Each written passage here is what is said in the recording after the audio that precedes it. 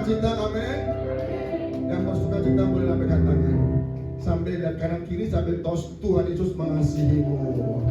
Berapa banyak kita merasakan kebaikan Tuhan sampai bulan Mei. Boleh lambaikan tangan. Tuhan ada untuk setiap saat tertentu, amin. Masih mau bersukacita? Kok 5 orang saja? Masih mau bersukacita? Masih mau memuji Tuhan? Haleluya, tepuk tangan dulu bagi Tuhan Yesus. Haleluya, masih lagu ini ya. Ku mau selalu bersyukur, dan cintamu padaku akan bertambah. Yes.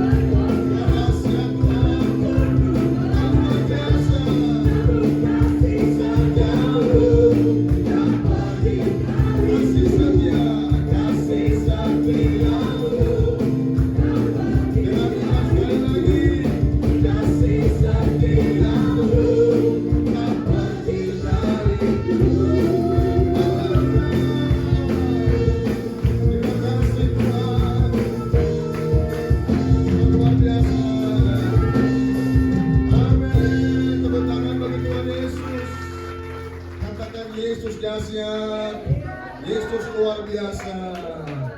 Amin. Persilakan duduk Bapak Ibu sekalian. Saya mengucapkan selamat pagi, salam sekali lagi. Saya percaya dan melihat wajah-wajah yang bersukacita karena Tuhan ada di tengah-tengah kita dan Tuhan ada selalu di hati kita. Amin. Nah, Bapak Ibu Saudara, tentunya kita pasti sudah mendengar ya berita di sana sini melalui media sosial dari mulut ke mulut, situasi keadaan dunia ini sungguh amat cepat perubahannya, dan itu sangat-sangat membuat kadang-kala kita cemas, kita khawatir, kita ragu, bahkan kita merasa takut. Ada berita, wah ntar lagi BBM akan naik dan sebagainya. Hal tersebut tidak bisa kita kendalikan. Bukan hanya di Indonesia saja yang sedang terjadi guncangan demi guncangan, tapi kita perlu mensikapi dengan positif, dengan benar. Karena Alkitab dan kita miliki sudah menyatakan bahwa guncangan itu harus terjadi karena menandakan bahwa kedatangan Tuhan Yesus sudah sangat-sangat dekat. Yang setuju katakan yes. Artinya, oh iya, situasi yang ada hari-hari ini bukan terjadi secara kebetulan. Tapi apa? Semua sudah tertulis dalam kebenaran firman Allah. Kita harusnya bersyukur. Justru kita perlu berjaga-jaga. Kita mempersiapkan diri. Dibandingkan orang-orang yang di luar sana, mereka tidak tahu berita-berita yang ada, apa maksud yang terjadi hari ini. Tapi kita sebagai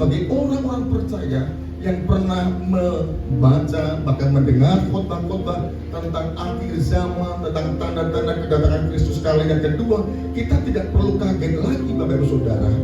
Justru kita tahu, oh ya Tuhan terima kasih.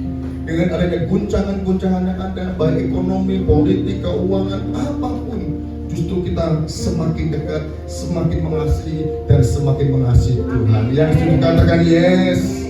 Nah, yang pertama Bapak Ibu Saudara, tentunya guncangan-guncangan yang ada hari ini bahkan ke depan ini tadi saya katakan membuat kita merasa takut. Iya, secara manusia perasaan takut, cemas, khawatir, bimbang tentang masa depan anak-anak kita, sekolah, pekerjaan, waduh membuat kita cemas bagaimana, yang mau menikah gimana nanti biayanya, macam-macam tentunya ya Bapak Saudara.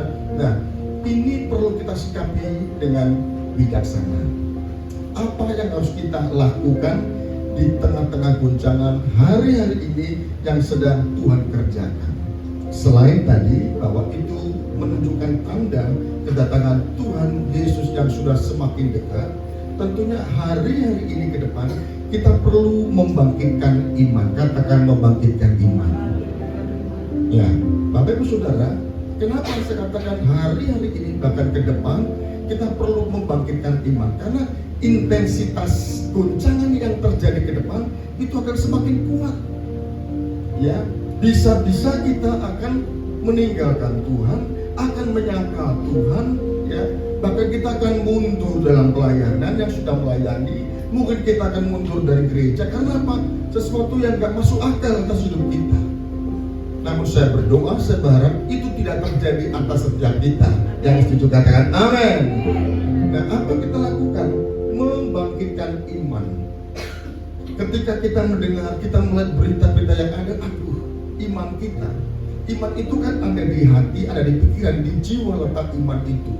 Membuat kita rasa takut, rasa cemas, rasa ragu-ragu, semuanya merasa sesuatu yang tidak baik dan tidak baik saja. Nah, tentunya dengan membangkitkan iman ini ada satu solusi paling tidak, ya, tetap memandang sesuatu dengan bijaksana situasi kondisi yang ada. Nah, langkah-langkah apa? Bagaimana kita sebagai orang-orang percaya di dalam membangkitkan iman? Nah, kalau kita lihat ini di slide depan ini, waduh, ada seorang yang melihat, waduh, gimana ini persoalan rumah tangga, keuangan, pekerjaan, sekolah anak-anak, waduh, seperti masalah itu seperti gunung yang tinggi, tidak bisa ditembus, tidak bisa dilalui, waduh, harus bagaimana? Nah, kita melihat jawaban yang ada dalam kebenaran firman Allah. Boleh klik lagi. Lanjut, diklik. Yes. Ya.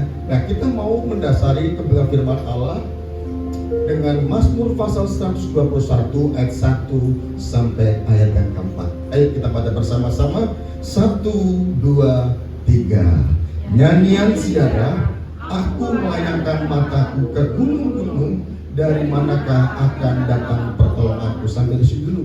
Pemazmur melihat satu persoalan yang dihadapi seperti gunung yang tinggi, yang tidak bisa ditembus, dan dia bertanya-tanya, dari manakah datangnya pertolonganku? Mungkin hari-hari ini seperti itu yang kita alami. Aduh, bagaimana nih? Ya, dengan kondisi keuangan, dengan kondisi perusahaan, usaha yang kita lakukan, dan bagaimana kita nggak tahu. Dari depan buntu, belakang makin buntu, samping kanan samping kiri tidak jelas.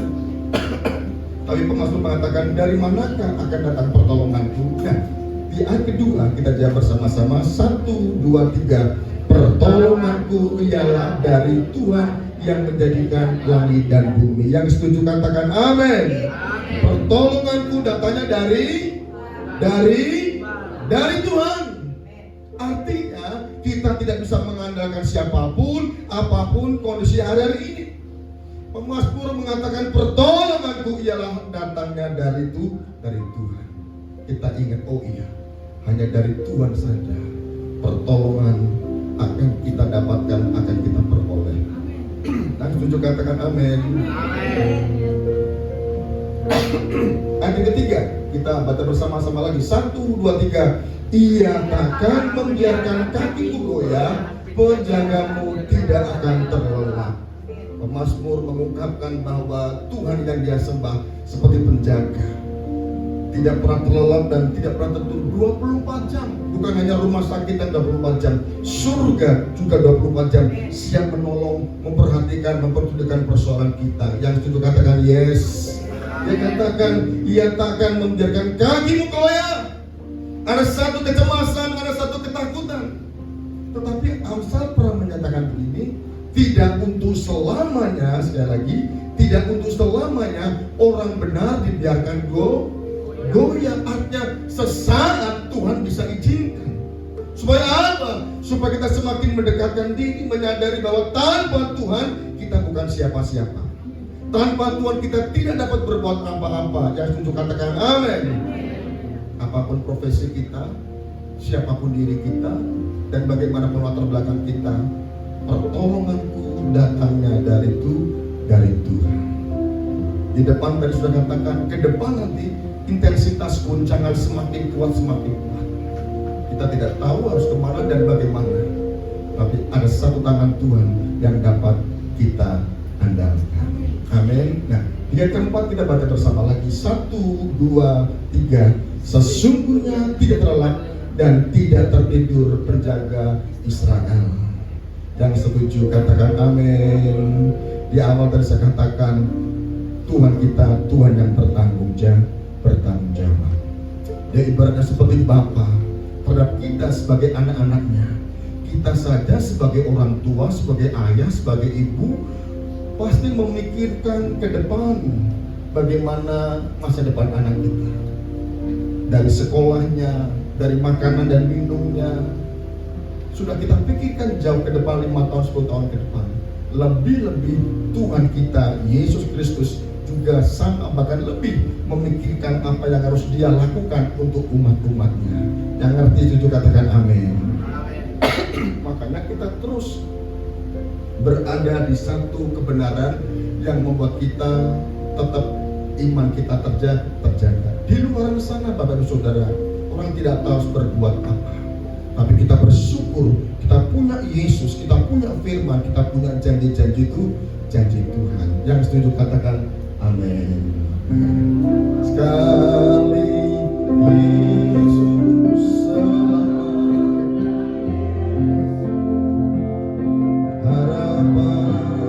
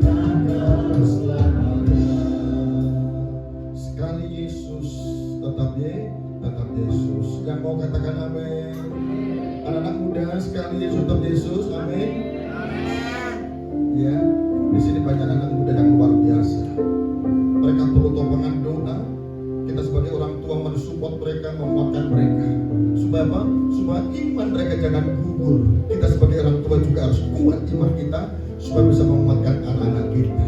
Mereka juga punya pergumulan dalam pekerjaan mereka, dalam studi mereka yang studi, dalam pergaulan mereka. Jangan sampai iman mereka gugur karena kondisi keadaan yang tidak menentu ini. Amin semuanya. Ya. Lalu apa yang harus kita lakukan di dalam membangkitkan iman tadi? Boleh klik lagi. Nah, yang pertama, mengingat kembali pertolongan Tuhan. Berapa banyak Bapak Ibu Saudara sekalian pernah mengalami pertolongan Tuhan? Kok cuma 3 orang? Berapa banyak di antara kita pernah mengalami pertolongan Tuhan?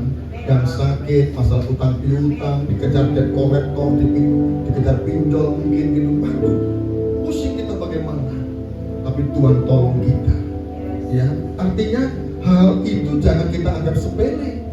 Betul nggak? Ya, jangan anggap kita masalah kecil itu ngapain? Bukan. Ya, Daud bisa mengalahkan Goliat, seorang raksasa yang besar, tanpa didahului dengan hal-hal yang kecil yang dia selesaikan, yang dia hadapi. Ketika Daud sebelum menjadi seorang raja, dia mengembalakan kambing domba orang tuanya 2-3 ekor, ya. Ketika ada binatang buas dia kalahkan, itu menjadi satu pijakan untuk menghadapi Goliat yang tinggi besar yang belum pernah dia jumpai. Ini berbicara persoalan yang dihadapi oleh umat Tuhan. Jadikan masa lalu yang pernah kita alami di dalam persoalan yang ada, pertolongan Tuhan yang kita pernah alami dari pijakan kita, Tuhan juga akan menolong di masa-masa yang akan datang. Yang setuju katakan amin. Nah, kita baca bersama-sama dalam Mazmur 103 ayat 2 dan 3. 1, 2, 3. Pujilah Tuhan, hai jiwaku, dan janganlah lupakan segala kebaikan-Nya. Kita ada saja sampai di tempat ini karena kebaikan Tuhan. Kita bisa memasuki bulan Mei saja, itu kebaikan Tuhan. Yang setuju katakan amin. Itu jangan pernah lupakan. Meskipun keadaan kita saat ini sedang tidak baik-baik saja, jangan lupakan kebaikan Tuhan. Bahkan di ayat yang ketiga kita baca 1, 2, 3. Dia yang mengampuni segala kesalahanmu, yang menyembuhkan segala penyakitmu. Pasti kita pernah sakit, gitu ya. Mungkin sakit sederhana ataupun sakit keras, ya. Tapi ingat, ketika hari ini kita bisa ada, kita sembuh, kita bisa beribadah, itu semua juga karena Tuhan Yesus. Berikan tepuk tangan bagi Tuhan kita. Haleluya.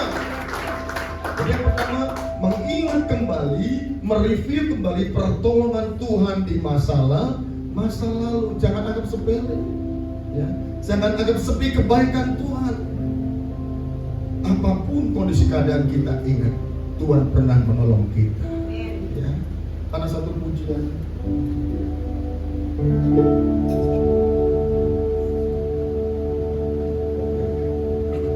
Ada satu pujian.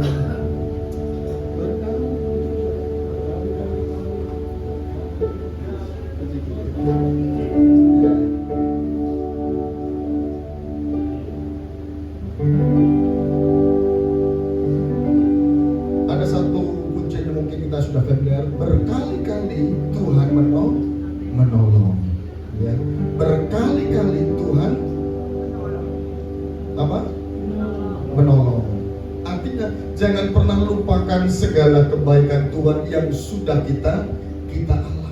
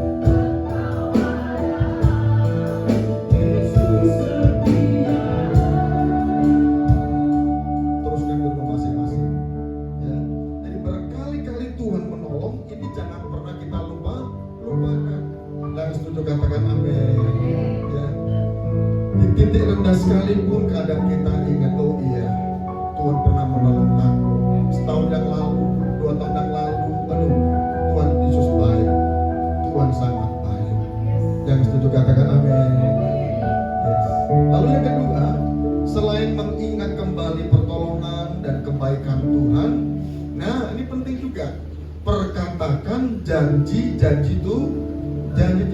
Artinya berarti kita perlu membaca, merenungkan dan memperkatakan firman-Nya. Yang setuju katakan amin. Yang mau katakan amin. Yes. Ini sarana membuat iman kita tetap terjaga, ya, tidak jadi redup ataupun mati karena situasi kondisi keadaan yang sedang terjadi hari-hari ini. Nah, kita boleh baca bersama-sama dalam Yosua 1 ayat yang ke-8. 1, 2, 3. Janganlah engkau lupa memperkatakan kitab Taurat ini, tetapi renungkanlah itu siang dan malam, supaya engkau bertindak hati-hati sesuai dengan segala yang tertulis di dalamnya. Sebab dengan demikian perjalananmu apa? Akan berhasil dan engkau akan, siapa yang mau berhasil beruntung? Yes. Mustahil situasi yang ada hari ini membuat kita berhasil beruntung. Bagi Tuhan tidak ada yang mustahil untuk situasi-situasi yang ada. Artinya ayat ini mengajak kita, ayo kita terus tekun membaca firman Allah yang di dalamnya janji-janji itu, janji-janji Tuhan. Mungkin melalui renungan yang Bapak Ibu terima setiap hari itu sangat penting. Paling tidak menjaga iman kita tetap kuat, tetap percaya, tetap tertuju kepada Tuhan Yesus. Yosua juga diingatkan oleh Tuhan, perkatakan kitab Taurat, karena pada waktu itu belum ada Injil, ya, belum ada perjanjian baru. Jadi Tuhan ngomong, jangan lupa engkau perkatakan di hadapan umat-umat supaya perjalanan mereka berhasil dan beruntung. Luar biasa, Bapak Ibu Saudara.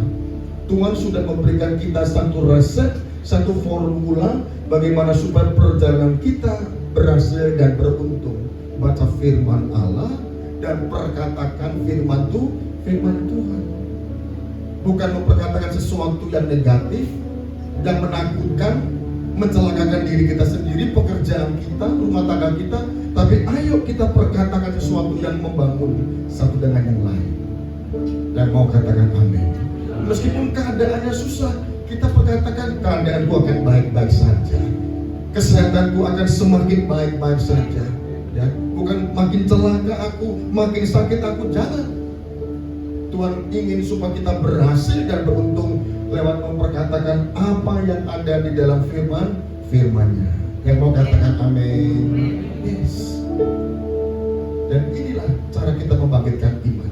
Selain mengingat kembali kebaikan Tuhan, memperkatakan janji Tuhan. Oh, ada banyak janji Tuhan yang luar biasa, ya.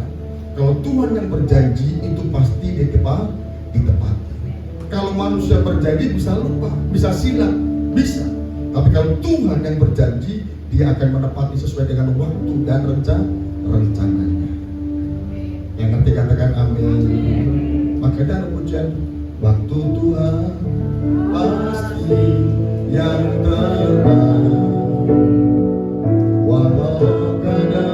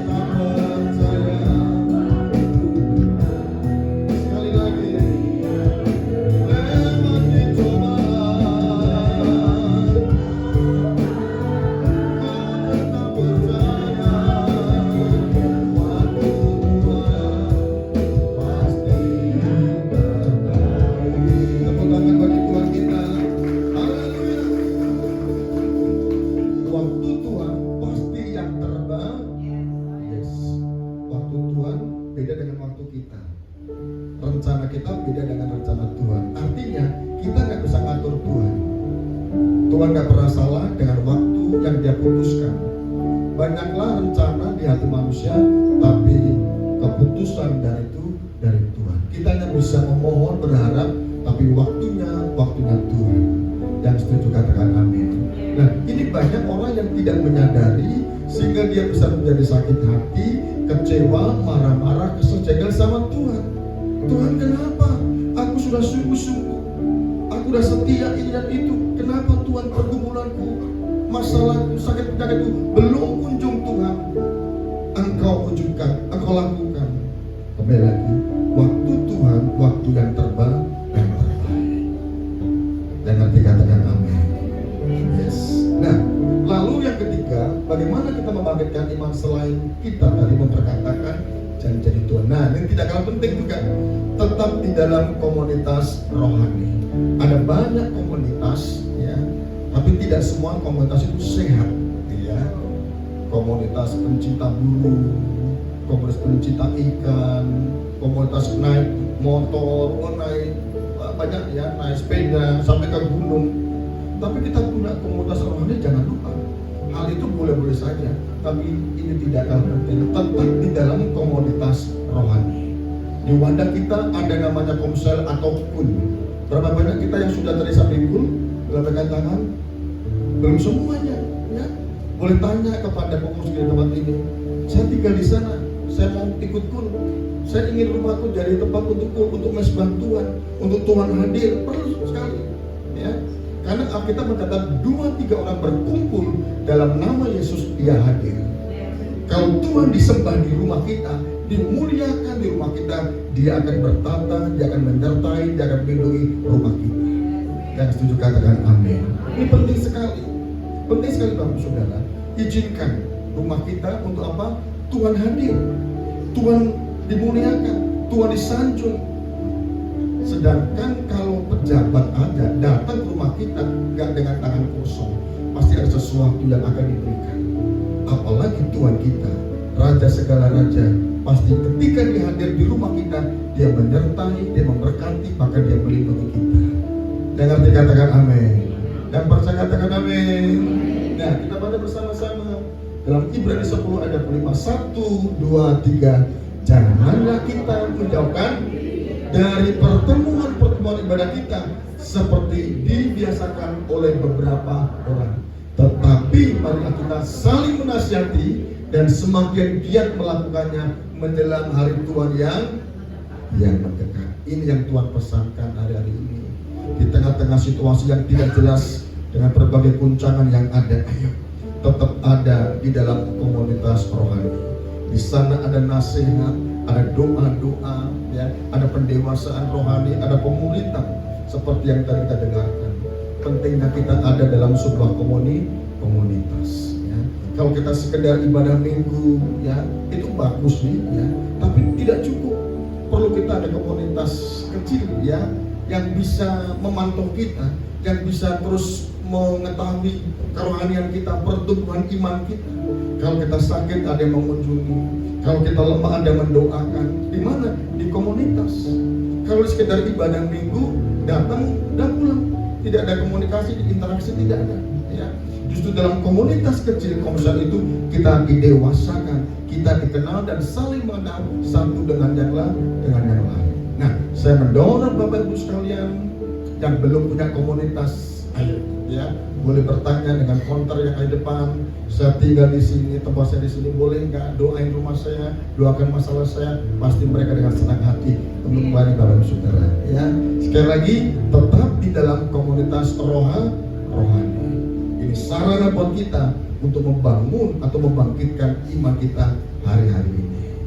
Dari 3 hal tadi, dalam kita membangkitkan iman, jangan lupa untuk mengingat kebaikan Tuhan. Review kembali kebaikan Tuhan dan perkatakan firman Tuhan senantiasa.